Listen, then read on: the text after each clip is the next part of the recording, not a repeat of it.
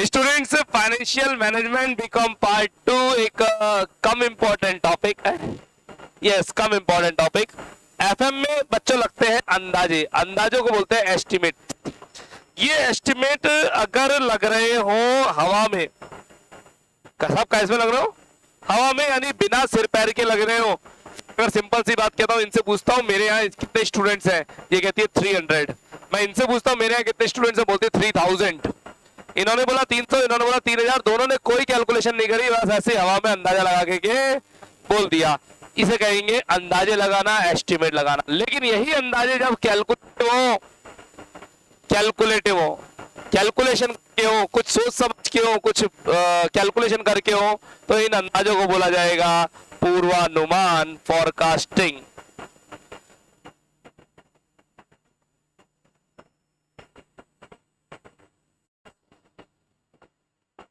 Business में क्या होना चाहिए? एस्टिमेशन होने चाहिए और फॉरकास्टिंग होनी चाहिए। फॉरकास्टिंग होनी चाहिए, अंदाजे लगने चाहिए। ये बिजनेस में जो अंदाजे लगते हैं वो कैलकुलेटेड होने चाहिए, अंदाजे हवा में नहीं होने चाहिए। तो आपको एस्टिमेट लगाना है या फॉरकास्टिंग करनी है? फॉरकास्टिंग करनी है। किसकी फॉरकास्टिंग करनी है? बिजनेस में किस चीज का अंदाजा लगता है? सेल्स का। सेल्स में किस चीज का अंदाजा? सेल्स प्राइस क्या होगी, कौन सा प्रोडक्ट बिकेगा, उसकी कितनी क्वांटिटी बिकेगी, कस्टमर कितने आएंगे। कस्टमर का आना और सेल्स होना अलग अलग बात है बच्चों। कस्टमर ज्यादा आते हैं, सेल कम होती है, क्योंकि कई विंडो शॉपिंग करने भी तो आते हैं, आए, घूमे, ट्राई किया, चले गए, है ना। कस्टमर कितने आएंगे, कस्टमर के साथ साथ हमें फिक्स्ड असेट्स का अरेंजमेंट कितना रखना है, प्लांट एंड मशीनरी कितनी होनी चाहिए, फर्नीचर फिक्सचर्स कितना होना चाहिए, लैंड एंड बिल्डिंग स्टोर्स वगैरह कितने होने चाहिए, रॉ मटेरियल कितना मेंटेन करना है, WIP कितना मेंटेन करना है, फिनिश गुड्स कितना मेंटेन करना है, यानी स्टॉक कितना होना चाहिए। मशीन, प्लांट एंड मशीनरी तो लिख चुके हम। स्टाफ कितना होना चाहिए। इन सब का आप अपने बिजनेस पे अंदाजा लगाओगे या नहीं लगाओगे? जल्दी बताओ। एस्टिमेशन लगाना पड़ेगा। अगर एस्टिमेशन कम लग गया तो मरे, ज्यादा लग गया तो मरे। भाई साहब, दिवाली आ रही है, आपकी दुकान में स्टॉक भरा हुआ होना चाहिए। आपको पता होना चाहिए कौन सा माल बिकेगा, किस प्राइस बिकेगा, क्या कौन सा प्रोडक्ट बिकेगा। उसका भी बहुत सारे प्रोडक्ट होते हैं। पटाखे की सीजन शॉप लगा रहे हैं, बहुत सारे पटाखे हैं, कोई पटाखे कम बिकते हैं, कोई पटाखे ज्यादा बिकते हैं। कौन से पटाखे ज्यादा बिकेंगे, किस प्राइस पर बिकेंगे, कितनी क्वांटिटी बिकेगी, कौन सा कस्टमर आपका कस्टमर है, आपका कस्टमर गरीब है या अमीर है, मिडिल क्लास है, स्टूडेंट है, मेल है या फीमेल है, वो है ना, फैमिलीज है या यूथ है। आपको पता होना चाहिए हमारा कस्टमर कौन सा कस्टमर है, कौन हमारी दुकान पे ज्यादा आता है ना। ठीक। प्लांट एंड मशीनरीज कितनी मेंटेन करनी है, कितने आपको AC चाहिए, कितने CCTV कैमरा चाहिए, कितने कंप्यूटर चाहिए, कितने बिलिंग काउंटर चाहिए। आप कई बार डीमार्ट में जाते हो, कहते हो यार इन्होंने बिलिंग काउंटर बहुत कम लगा रखे हैं, बड़ी बड़ी लाइन में लगना पड़ता है। तो आपकी रिक्वायरमेंट है वहां प्लांट एंड मशीनरी ज्यादा होनी चाहिए, है ना। फर्नीचर फिक्सचर्स कैसा होना चाहिए, लैंड एंड बिल्डिंग और स्टोर्स कितने होने चाहिए। कितने डीमार्ट खुल गए, फिर भी लगता है यार कम है, भीड़ फिर भी बहुत ज्यादा आती है ना। Raw material, WIP, finish goods, stock कितना होना, स्टाफ कितना होना चाहिए, इसका भी अंदाजा लगाया जाएगा। अगर स्टाफ कम रख लिया तो आप ही कह दो कि सर्विस बेकार है इनकी, इनके यहाँ पे सर्विस होती नहीं अच्छे से। कई बार स्टाफ कम होता है, आपको लगता नहीं सर्विस ढीली है इनकी, है ना। और स्टाफ ज्यादा रख लिया तो ओवर स्टाफिंग हो जाएगी, तनख्वाह कहां से दोगे। इन सब का आपको सही सही अंदाजा लगाना पड़ेगा। और अंदाजा अगर एस्टिमेट लगाया तो बिजनेस पक्का डूबेगा। लगाने पड़ेगी फॉरकास्टिंग, कैलकुलेशन करनी पड़ेगी। क्या मेरी बात समझ में आ रही है? एक प्रोडक्ट था जो मेरे पास अच्छा बिकने की उम्मीद थी। मैं सिटी गया और उस प्रोडक्ट का कुछ क्वांटिटी करके लेकर के आ गया, अपनी दुकान में रख लिया। कस्टमर ने किया उसको सुपर लाइक, कस्टमर ने किया सुपर लाइक। मैं उसकी क्वांटिटी कम खरीद करके लाया था और कस्टमर धवा धवा के आ रहा है, ओवरलोड कस्टमर आ रहा है, मेरे पास प्रोडक्ट है ही नहीं। अब ऐसी स्थिति में क्या होगा, ये मेरी शॉप पर आएंगे, मेरी शॉप पर आए, मैंने कहा, पूछा भैया वो प्रोडक्ट है, मैंने कहा सॉरी नहीं है, खत्म हो गया, कल आ जाएगा मैडम। क्या इनको कल तक की थावस है क्या? थावस बोले तो पेशेंस है क्या कल तक? नहीं नहीं, कस्टमर आजकल पेशेंस रखने वाला नहीं है, ये तुरंत मेरी शॉप से उतरेंगे और पड़ोस वाले की शॉप पे चढ़ जाएंगे। और मेरा पड़ोसी दुकानदार इसी मौके की तलाश में था कि कब मेरा परमानेंट कस्टमर मेरी दुकान से उतरे और उसकी दुकान पे चढ़ जाए। अब वो अपनी सर्विस देगा, लगाएगा अपनी पूरी जी जान, प्रोडक्ट अच्छे से अच्छा, रेट लोअर से लोअर, क्वालिटी और सर्विसेज सब पूछो मत, और मीठा बोलना तो आता ही है, उसको मार्केटिंग करनी आती है। अब मेरा कस्टमर कभी दोबारा लौट के मेरी दुकान पे आने वाला नहीं है। मेरी गलती क्या थी? मेरा एक कस्टमर मेरे यहाँ प्रोडक्ट लेने आया, मैंने स्टॉक मेंटेन नहीं कर रखा था, माल मेरी दुकान पे ही नहीं, ये मेरी गलती, और मेरा एक कस्टमर खो गया। और बच्चों, आज के समय में इससे बुरी बात कोई नहीं हो सकती कि आप मेहनत करके किसी कस्टमर को अपनी दुकान पे लाओ और वो कस्टमर नाराज होकर या लेस अवेलेबिलिटी ऑफ गुड्स के कारण आपके यहां से चला जाए, मतलब बिना माल लिए आपकी दुकान से कस्टमर चला गया। इससे बुरी बात नहीं हो सकती, क्योंकि दुनिया में इतनी सारी दुकानें हैं, सारी दुकान वाले तो ये देख रहे हैं यार कस्टमर ही नहीं आ रहा। आप कैसे बदनसीब इंसान है कि आपकी दुकान पे कस्टमर आ रहा है लेकिन माल लेके नहीं जा रहा? कारण आपके खराब एस्टिमेट्स, आपकी खराब सर्विसेज, आपके पास इन सब का अंदाजा लगाने का प्लान नहीं है। प्लान होना चाहिए, तैयारी होनी चाहिए। अगर तैयारी कम रखोगे तो कस्टमर नाराज होके चला जाएगा, ज्यादा रखोगे तो पैसा अटक जाएगा। अंदाजे ना कम रखने हैं ना ज्यादा, अंदाजे रखने हैं सटीक। और अच्छा बिजनेसमैन सक्सेसफुल तभी बनता है जब उसके अंदाजे बिल्कुल परफेक्ट हो, मतलब बिल्कुल एग्जैक्ट के आसपास हो, बहुत ज्यादा डिफरेंस नहीं होना चाहिए। तो आपके लिए इन सब अंदाजों को लगाने के लिए एक बुक बनाई गई, बुक का नाम है बजटिंग।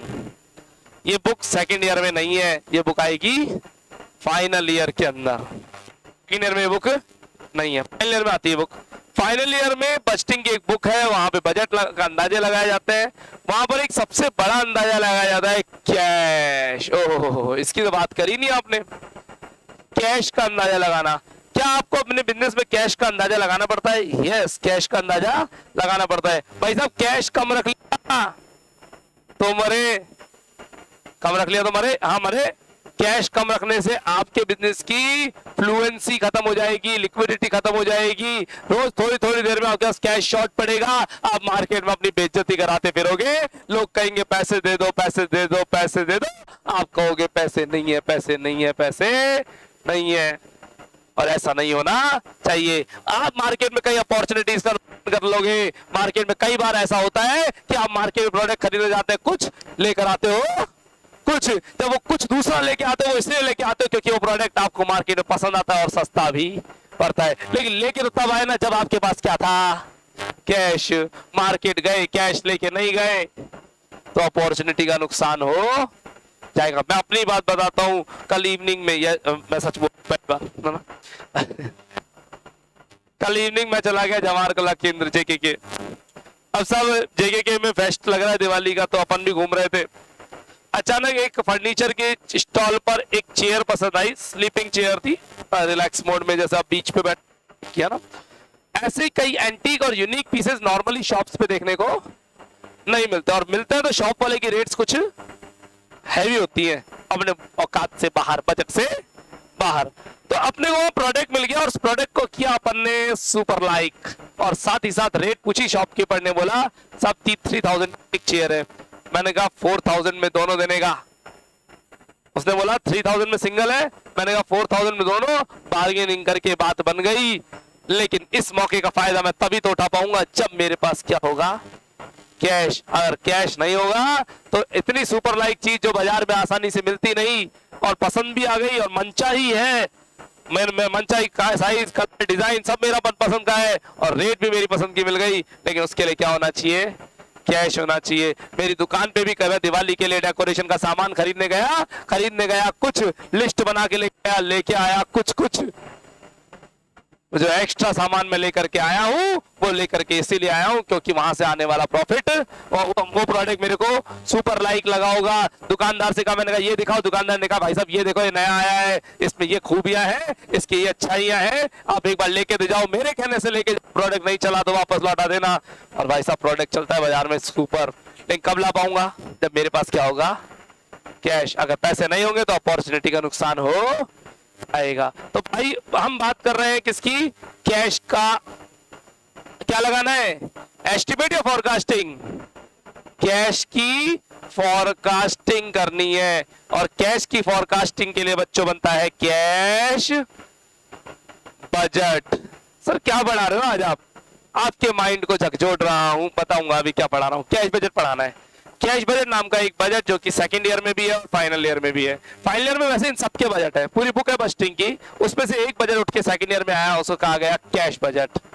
Cash budget. जब बजट वर्ड आया है तो मैं बोलना चाहूंगा बजट एक टाइम पीरियड का होता है जिसका टाइम पीरियड मैक्सिमम 1 साल होता है। 1 साल से ज्यादा के बजट कभी नहीं बनते।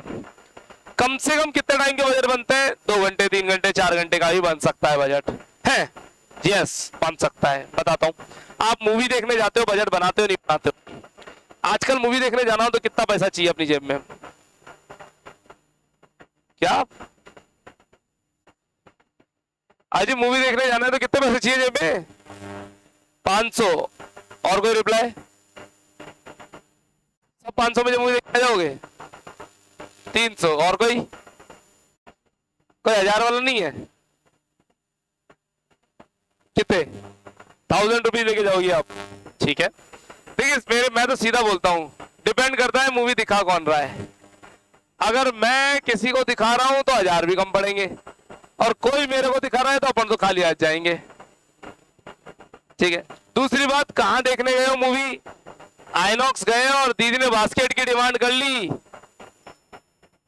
पॉपकॉर्न बास्केट, तो फिर टिकट से महंगी पॉपकॉर्न की बास्केट आनी है ना। और आजकल तो जयपुर में 850 रुपए की भी थिएटर की टिकट है।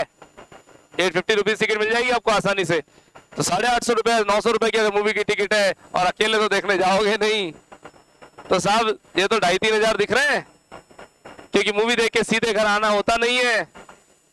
कॉफी या कैफे अगर एड ऑन हो गया तो साहब साथ में आपको पूरा अंदाजा लगाना पड़ेगा। घर से जाने आने का ट्रांसपोर्टेशन, अगर व्हीकल खुद का है तो पेट्रोल, और पब्लिक बस से, पब्लिक ट्रांसपोर्ट से ले रहे हो तो किराया, साथ में पार्किंग, कैंटीन, मूवी के टिकट्स, आते वक्त कैफे या क्या कॉफी, इसका खर्चा भी साथ में होगा ही होगा। तो बजट बनाते हो नहीं बनाते हो आप? क्या आपने 4 घंटे की मूवी के लिए बजट बनाया नहीं बनाया? बिल्कुल बनाया। बजट एक मिनिमम पीरियड 2-3 घंटे का बन सकता है, आप मैक्सिमम 1 साल का बजट बना सकते हो। जब गवर्नमेंट आती है, सरकारें आती हैं, तो सरकारें भी बजट बनाती हैं। कौन सी सरकार? स्टेट गवर्नमेंट या सेंट्रल गवर्नमेंट? दोनों गवर्नमेंट्स बजट बनाती हैं। दोनों गवर्नमेंट अपने एरिया का, स्टेट गवर्नमेंट राजस्थान प्रदेश के लिए काम करेगी, गहलोत सरकार, और सेंट्रल गवर्नमेंट मोदी सरकार पूरे देश के लिए काम करेगी। 1 साल में जहां जहां से पैसा आना है उसका हिसाब किताब, और जहां जहां पैसा जाना है उसका हिसाब किताब रखा जाएगा। कहां से पैसा आएगा और कहां कहां कितना कितना खर्च किया जाएगा। शिक्षा पे कितना खर्च करना है, एजुकेशन, इंफ्रास्ट्रक्चर पे कितना खर्च करना है, डेवलपमेंट पे कितना खर्च करना है, मेडिकल पे कितना करना है, एम्प्लॉयमेंट पे कितना करना है, भुखमरी पे कितना करना है, सब कुछ हिसाब किताब लगाया आता है। ये बजट नॉर्मली 1 फरवरी को आता है। 1 फरवरी फिक्स डेट है इसकी बजट आने की। हर साल बजट जो आता है वो 1 फरवरी को आता है। आपको नॉलेज के लिए बता रहा हूं मैं ना। जो सरकारें आती है तो सरकारें बजट की जगह सबसे पहले बनाती है पंचवर्षीय योजनाएं। 5 ईयर्स प्लान नाम तो सुना ही होगा। एक्चुअली बड़े बड़े प्लान होते हैं और बड़े बड़े प्लान 1 साल में पूरे होना संभव नहीं होते, तो उसके लिए बनाई जाती है पंचवर्षीय योजनाएं। नॉलेज के लिए बता रहा हूं, सब कुछ पता होना चाहिए ना। ये पंचवर्षीय योजनाएं नाम सुना होगा आपने। जैसे मान लीजिए गंगा नदी को साफ करना है तो नमामि गंगे करके एक प्रोजेक्ट आया, पास है, उसके लिए 1-1 साल के 5 बजट बनाए। बजट कभी भी 1 साल से ज्यादा का नहीं बनता, क्योंकि अंदाजे लगाना मुश्किल होता है 1 साल से ज्यादा में। ठीक है ना। अगर आपको रोड डालनी है तो उसके लिए 5 साल का पंचवर्षीय योजना आएगी। डैम बनाना है तो उसके लिए पंचवर्षीय योजना आएगी कि 5 साल में डैम बना करके खड़ा कर देंगे। 1 साल में बनने वाला नहीं। ये बातें समझ में आती है आपको, है ना? ठीक है। तो ऐसे ही कैश बजट भी बनता है आपको फ्यूचर का अंदाजा लगाने के लिए कि भविष्य में कितने पैसे की जरूरत पड़ेगी, इसके लिए बनता है कैश बजट। समझ में आ रही बात? तो हमारा टारगेट, जो मेन टारगेट है वो है क्या सीखना बच्चों? कैश बजट सीखना हमारा मेन टारगेट है। तो प्लीज नोट डाउन करें जो कुछ बोर्ड पे लिखा हुआ है सारा का सारा। सर चैप्टर का नाम क्या है? Financial planning and forecasting. Financial planning and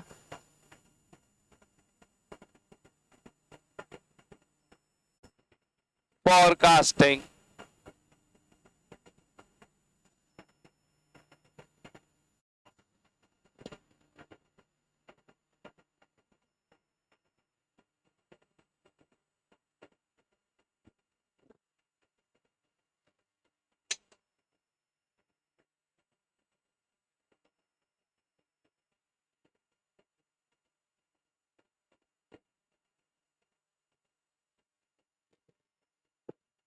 बेटा आगे पीछे करेगा ना कामों को।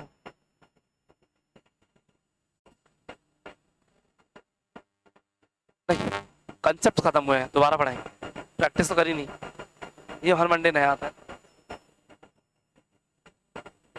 Hello hello.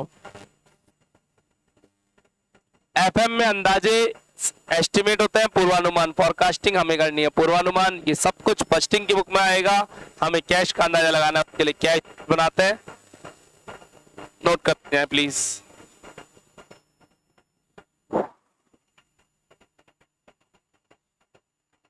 आज पहला पहला दिन है, इसके ऊपर डिस्कशन ज्यादा। फाइनेंशियल प्लानिंग एंड फॉरकास्टिंग एक तरह से शुरुआत।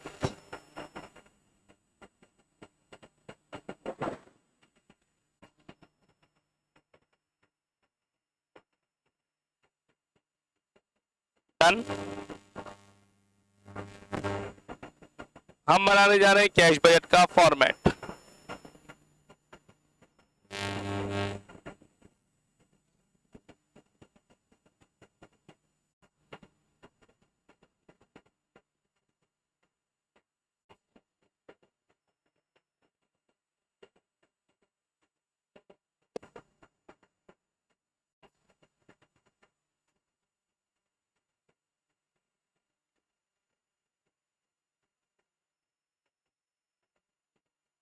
यस, एक नए पेज पे हेडिंग डाली। नया पेज तो नहीं, हाफ पेज की जरूरत पड़ेगी, तो मैं आधा पेज अवेलेबल होना चाहिए। Cash budget, double underline, for the period ending, for the period ending. मैंने ईयर एंडिंग लिखा है, पीरियड एंडिंग लिखा है? Period ending. भाई ईयर एंडिंग होता है जो साल के एंड में बने, कैश बजट साल के एंड में नहीं बनता, किसी भी टाइम पीरियड के एंड में बन जाता है। 2 महीना, 3 महीना, 4 महीना, है ना, कुछ भी हो सकता है। तो टाइम पीरियड एंडिंग लिखा है ना, सिंगल अंडरलाइन। एक फॉर्मेट बनाएंगे हम। फॉर्मेट में अमाउंट के कॉलम मैं 3 रखने वाला हूं।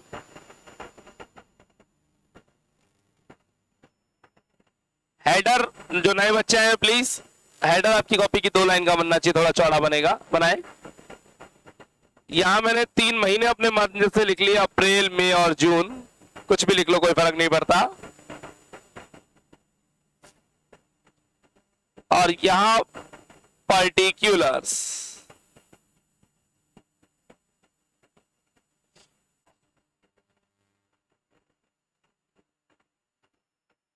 शुरुआत हमेशा बैलेंस बीडी से होगी, ओपनिंग बैलेंस। इसमें ऐड करेंगे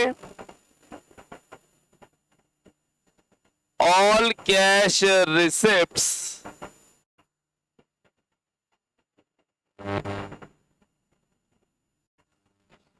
इसमें ऐड करेंगे all cash receipts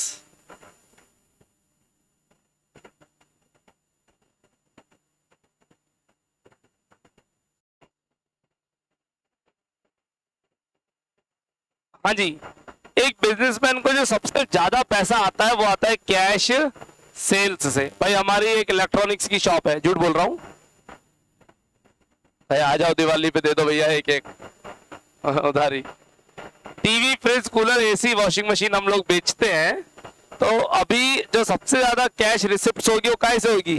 cash sales. लोग आएंगे, प्रोडक्ट पसंद करेंगे, पैसा देके माल ले जाएंगे, कैश सेल्स। या फिर आता है हमारे पास collection from debtor. Collection from debtor, उधार में माल बेचते हैं, उसकी वसूली होती है। जो 15 दिन पहले माल बेचा था उसका पैसा आएगा, पता 10 दिन, 15 दिन, 20 दिन पहले माल बेचा था उसका पैसे की आज वसूली होगी, कलेक्शन फ्रॉम डेटर। इसके अलावा बहुत सारी अदर रिसिप्ट्स भी हमारे यहां होती हैं। अदर रिसिप्ट्स, अरे भाई सुनो, लेखा कॉमर्स क्लासेस, कैश सेल्स, नगद में माल बेचा। अरे भाई मेरे पास आप लोगों ने ट्यूशन ज्वाइन करी और ट्यूशन ज्वाइन करते पूरी फीस एक साथ दे दी, तो कैश सेल्स। इंस्टॉलमेंट में दे रहे हो तो पहले इंस्टॉलमेंट, दूसरी इंस्टॉलमेंट, तीसरी इंस्टॉलमेंट, ये क्या है? कलेक्शन फ्रॉम डेटर्स है, पैसा आ रहा है ना। ठीक है, अदर रिसिप्ट्स भी होती है मेरे, कौन सी होती है अदर रिसिप्ट्स? लगाओ अंदाजा। अदर रिसिप्ट्स बहुत सारा पैसा और आता है। सर बुक्स सेल कर देते उससे पैसा आ जाता है, गैस पेपर सेल कर दो उससे पैसा आ जाता है। सर यूट्यूब से भी इनकम थोड़ी बहुत होती होगी, होती है यूट्यूब से इनकम, है ना, तो यूट्यूब से भी पैसा कमा लेते हैं, है ना। इसके अलावा अगर हम बात करें तो कई बार कई सेमिनार्स ऑर्गेनाइज कर देते हैं, कोई जॉब प्लेसमेंट करवा देते हैं, उनसे भी पैसा आता रहता है। तो अदर रिसिप्ट्स, अखबार की रद्दी भेज देते हैं उससे पैसा आता है हमारे पास, वो भी अदर रिसिप्ट्स में आएगा। ठीक है,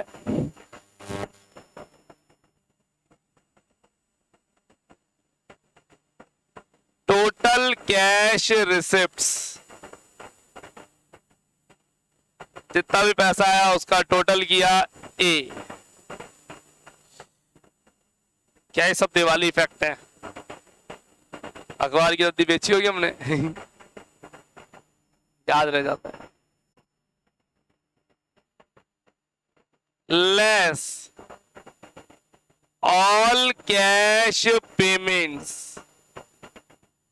लेस ऑल कैश पेमेंट्स,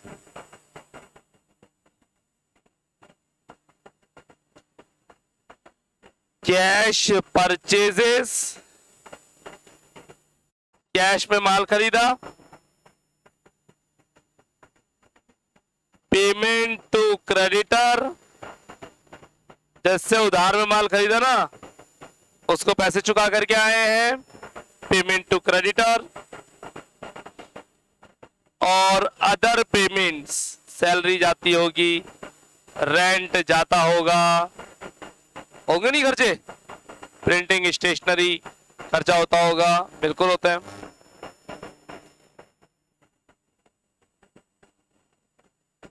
इससे आ जाएगा टोटल कैश पेमेंट्स, बी। और लास्ट में आ जाएगा बैलेंस, सी डी, ए माइनस बी। लास्ट में आ जाएगा बैलेंस सी डी, ए माइनस बी। कुछ समझ में आ रहा है बच्चों? जरा एक बार देखिए प्लीज, ये मेरा ओपनिंग बैलेंस है, इसमें जहां जहां से पैसा आया सब जोड़ देंगे और जहां जहां पैसा गया सब बटा देंगे, लास्ट में बैलेंस शीट आ जाएगा। ये पूरा फॉर्मेट है किसका? कैश बजट का। हाउ टू सॉल्व, सॉल्व कैसे करना है लिखिए please. How to solve, solve कैसे करना है। नंबर 1, फॉर्मेट बनाओ। नंबर 2, बैलेंस बीडी सर्च करो। या तो बैलेंस बीडी मिलेगा आपको फर्स्ट लाइन में, या फिर बैलेंस बीडी मिलेगा बच्चों आपको लास्ट लाइन, क्वेश्चन की फर्स्ट लाइन या लास्ट लाइन में बैलेंस बीडी, ओपनिंग बैलेंस मिल जाएगा। तीसरे नंबर पे आप पकड़ेंगे कैश सेल और कैश परचेजेस को।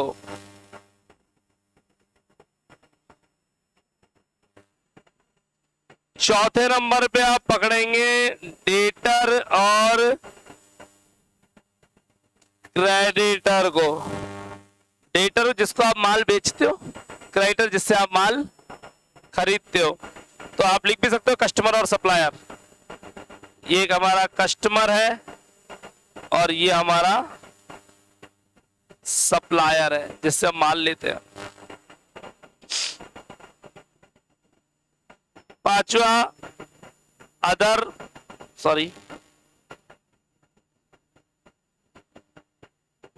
अदर पॉइंट्स, बाकी के बचे हुए पॉइंट्स खत्म करे जाएंगे। और छठे नंबर पे बैलेंस सीडी, लास्ट में बैलेंस निकाल दिया जाएगा। बच्चों इस पूरी स्टेप्स में से केवल 2 स्टेप पे फोकस करना है, थर्ड और fourth. Cash cell cash purchase पकड़ेंगे और उसके बाद डेटर और क्रेडिटर। शुरुआत में बैलेंस बीडी रहेगा और लास्ट में बैलेंस सीडी रहेगा। थर्ड और फोर्थ स्टेप पे आपको फोकस करना है। कैसे होगा, क्या होगा, ये सारी कहानी आपको क्वेश्चंस के थ्रू बताई जाएगी। नोट कर लीजिए प्लीज, पूरा नोट करें।